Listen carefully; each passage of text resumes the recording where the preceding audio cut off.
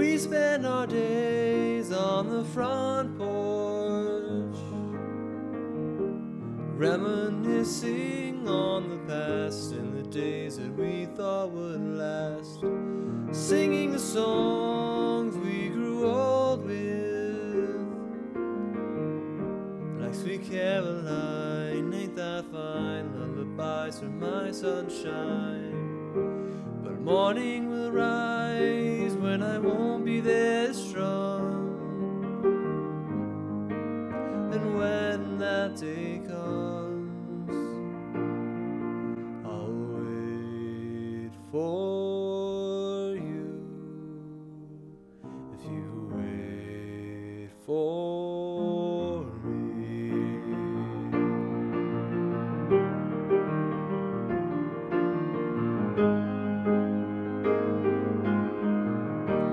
Promise me love if I go first. The nylon strings won't cover in dust. Clean the body with pledge if you must. Sing all the melodies in your old chair. I'll play all day long our favorite songs, provided the big man and I get along. But the morning will rise when I won't be there to strong, and when that day comes, I'll wait for you. If you wait for me, I'll wait for you. If you wait for me, I'll wait for you. If you wait for me.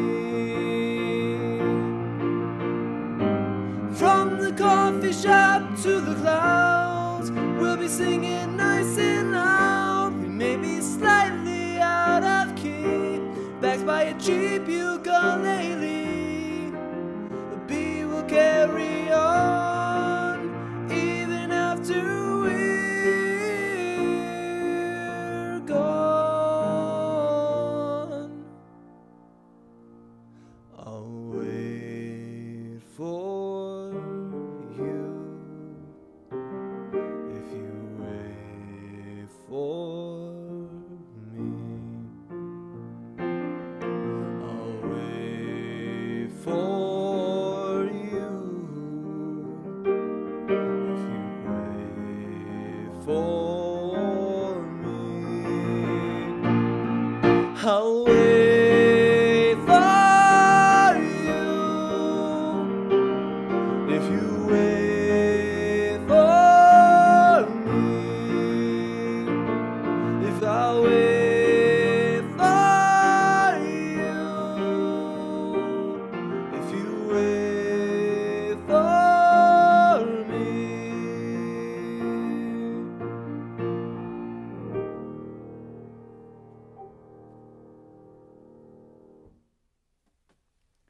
Hello, everybody, and thank you very much for tuning in to an episode of Walsh Wednesday. As always, I'm Connor Walsh, and thank you for tuning in to an episode of the Walsh Wednesday concert series.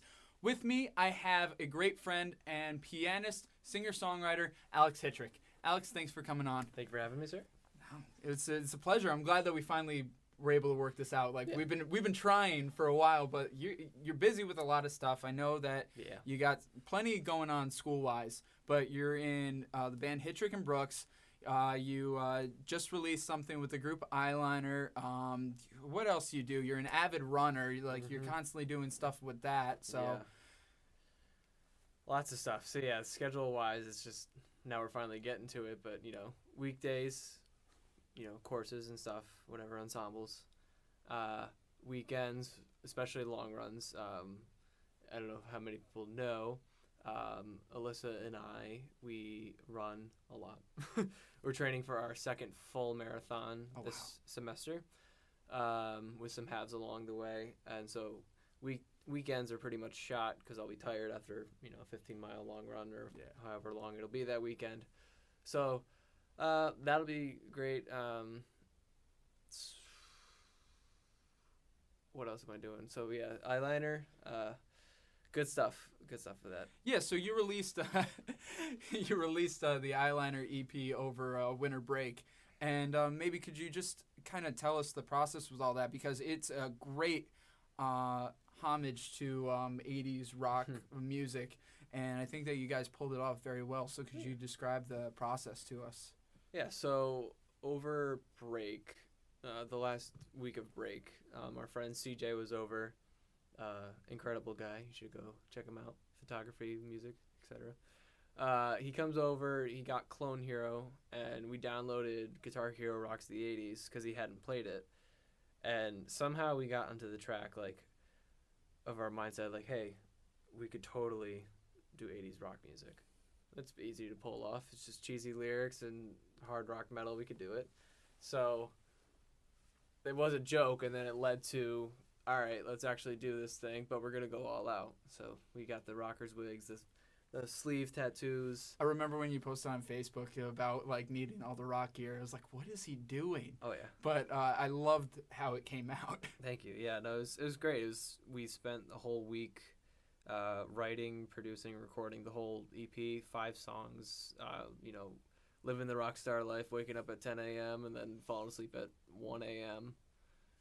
Repeat the cycle for a week, and then you've got Eyeliner EP available on iTunes, Spotify, etc. That's awesome, and that's true dedication. So that was you, CJ, and that was your brother also on it, correct? Yes. Yeah, it was just a fun project to do the last week of boredom before school. No, very, very nice. So keep going back in time just a little bit more. Hitrick and Brooks, you guys released an album last summer, and it seemed to have done very well for you guys. So could you maybe talk us about the process of that album and the band in general?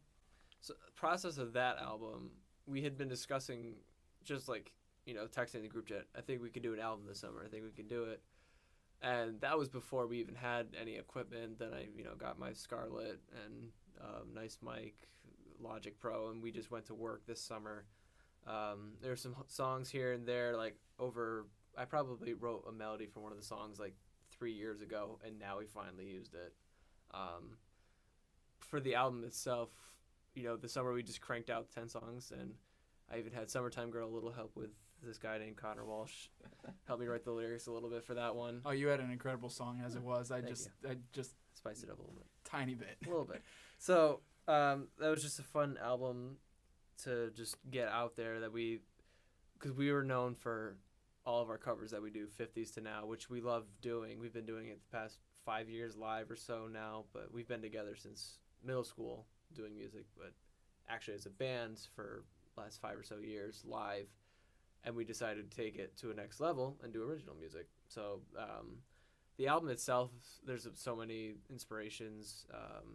Off the top of my head, obviously my 2 favorites, Billy Joel and Elton John. A lot of my writing comes out into that. Panic at the Disco was one of the inspirations. Chicago, even OAR, Train. Great artists. It's just a bunch of influences over the years that just kind of so 10 original songs that I just loved, writing, producing with the guys, and we finally got it out. It sold some CDs to some people, and I think it did pretty well. Isn't that really cool? Getting the CDs out there, because it's crazy. It's just a surreal experience. It's obviously you're not a A-list celebrity, but we get that box of 250 CDs or whatever it is, and then here's your name, Hitrick and Brooks, only just begun. It's oh man, this is real. Yeah, that's crazy. That's incredible for you. So that was really cool that you're able to get it out there. Now you mentioned your influences. Well, I've emceed a number of shows that you've been in, and I'm pretty sure I've called you at least a couple times now, Billy Joel Jr. You had that video out a little while ago, the compilation of all the Billy Joel songs, which was phenomenal how you're able to put that together. And obviously he's touched your life a lot. So do you think you could tell us a little bit about his influence? And you mentioned Elton John too. Yeah. Their influence on you. Yeah, absolutely. With the Billy Joel video, it's about a year ago now when I decided to put every single one of his songs in 10 minutes, just to maybe that was like my shot at meeting Billy Joel. Didn't go that way, but you never know. Maybe so, still. Maybe You never know. You know, it got a few thousand views on it and a bunch of shares. All these people commenting on it. So it was nice to have that. Finally, like that was something I've always wanted to do, and then I finally did it. So that was the thing. But you know, Billy Joel is just obviously being a pianist. It's almost like you have to like him. But no, I absolutely love him. I wouldn't love him if it weren't for my dad, who's a big influence on me, obviously, and but when he was 10 growing up in the 70s, because he's from, not that old, but he's all of his music that he grew up with is what I listen to now.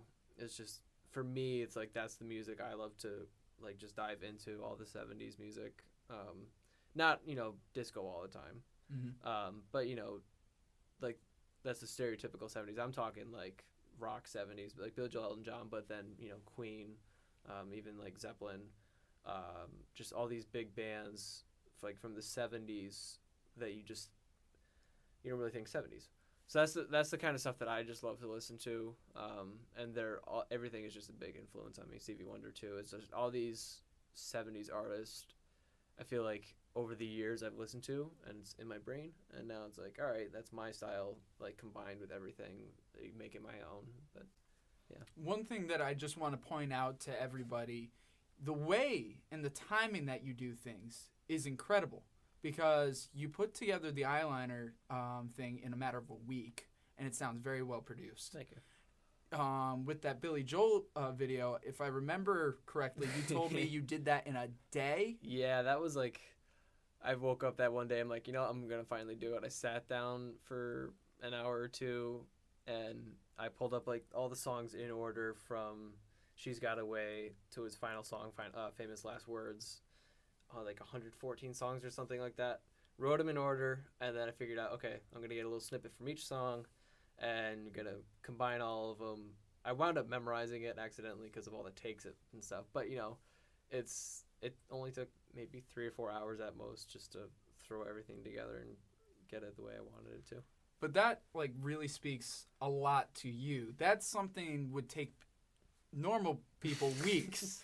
So that, like, honestly, I got to give you kudos to that. Like how not just how fast, but the quality that you have and the time that you do it. I'm always very impressed. You have a very sharp mind for just any kind of musical field. Thanks. For sure.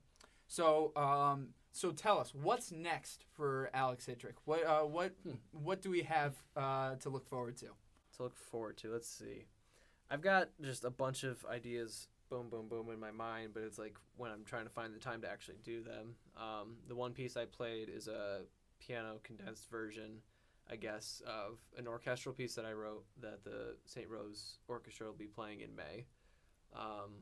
That's something I wanted to do. And I'm really getting into that music now, with music history too and orchestration. Mm-hmm. I just got a book of all like symphony like themes that I'm just like, this is incredible. So I want to do some more work with that. Some lo-fi stuff actually. I just started getting into. Another quick song that I did in like 2 or 3 hours. I just bam, here it is. I had this idea of combining Beethoven with lo-fi. Let's see something new. Yeah. And then more just original stuff if I can. Just I feel like I have so many ideas, and it's just like I want to get it out there. No, that's fair. No, very good stuff. Alex, thank you very much for coming on. Thank you so much. Really appreciate it. And also, he'll be helping me out with a couple of things too. So anything you see of me coming out soon, he's probably linked up with as well. So again, thank you. Of course.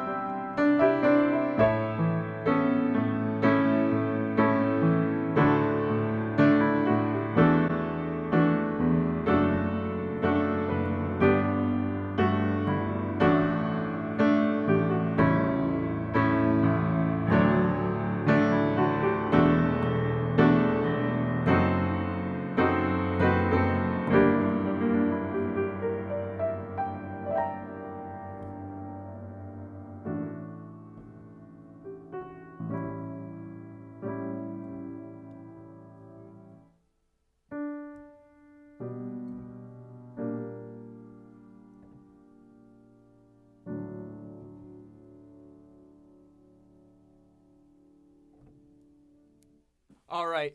Everybody, thank you very much for tuning in. Really appreciate it. As always, I'm Connor Walsh. I'm Alex Hitrick. And we're glad we got to spend some time. Have a good week, everybody. Thank you.